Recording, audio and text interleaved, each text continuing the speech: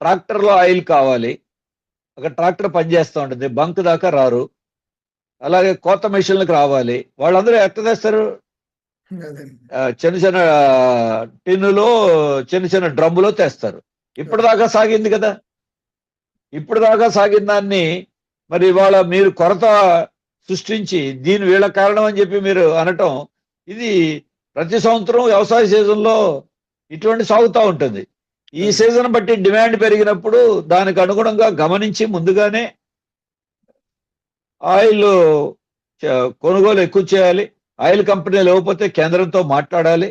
అటువంటి ప్రయత్నాలు చేయకుండా చిన్న చిన్న కారణాలు, కొంతమంది మీద, జనం మీద కారణాలు చూపించడం, ఎక్కడన్నా ఒక దగ్గర రెండు దగ్గర ఇన్సిడెంట్లు జరగచ్చు, కానీ స్టేట్ అంతా ఎందుకు వస్తుంది? అర్బన్ ఏరియాలో కూడా ఎందుకు వచ్చింది ఈ సమస్య? అందుకని ఇవన్నీ ఎక్కడన్నా వ్యక్తులు చేసేటువంటి వాటిని సాధారణ